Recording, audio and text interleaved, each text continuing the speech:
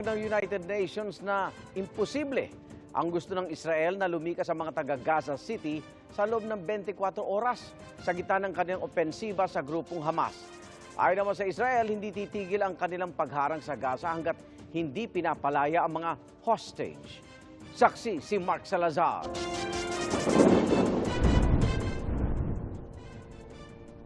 Sa gitna ng patuloy na military strikes,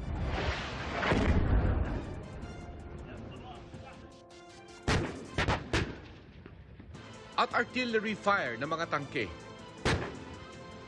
nagbagsak ng mga ganitong leaflet ang Israel sa hilagang bahagi ng Gaza sa ikapitong araw ng gyera nila sa Hamas. Babala ng Israel Defense Forces, lumikas na ang mga taga-northern Gaza patungo sa timog na bahagi ng Wadi Gaza, isang coastal wetland na tinatawid ang Gaza Strip. Umalis na raw sila sa lahat ng shelter, partikular sa Gaza City kung saan mahigit 1 milyon ang nakatira. Ayon sa Israel, may 24 oras sila para umalis. Sa southern Israel, malapit sa Gaza Strip, nakaantabay na ang mga tangke at tropa ng Israel na pinangangambahan ng ilang analyst na mauuwi sa ground invasion o pagpasok ng mga tropa sa Gaza. Ayon sa United Nations, imposible ang gusto ng Israel na lumikas ang ganong karaming tao nang walang malalagay sa alanganin. Kaya apila nila sa Israel, kung talagang may ganitong utos, bawiin daw sana ito para maiwasang lumala ang trahedyang nangyayari na ngayon. Sa ngayon, ang liwanag mula sa airstrikes ang nagsisilbing liwanag tuwing gabi sa Gaza dahil 2 gabi nang walang kuryente roon. Ayon sa World Food Program, paubos na ang supply ng tubig at pagkain dahil sa total blockade ng Israel. Kahit ang mga rescuer na pinapasok ang mga gusaling nagiba ng airstrikes, nangangamba para sa kanilang kaligtasan. Ayon sa International Red Cross and Red Crescent, 5 na ang patay sa kanilang hanay, 4 na paramedic ng Palestinian Red Crescent Society at 1 ambulance driver sa Israel. Nananawagan na rin ng Red Cross na payagang tumawid ang fuel papasok sa Gaza para makapag-operate pa rin ang mga ospital.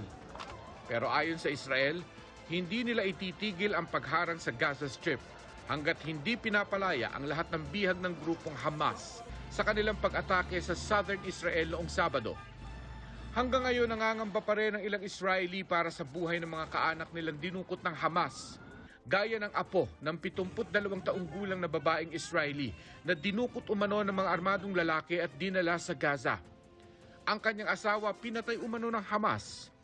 I don't know if she comes back to us, how she will keep survive after this. Ayon sa Department of Foreign Affairs, 3 na ang Pilipino na kumpirmadong nasawi sa pag-atake ng Hamas.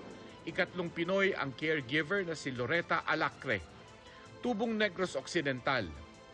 Isa siya sa nagpunta sa music festival kung saan 260 na po ang patay.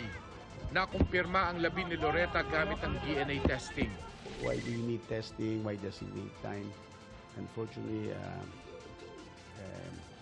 a lot of the bodies of those who were killed were mutilated or burned or so. No? So that's why it's taking time. Nakikipag-ugnayan na ang DFA sa 2 kapatid ni Loretta na nasa Kuwait para sa agarang pagpapauwi ng kanyang labi. Friday lang video call pa sila ng mga kapatid niya.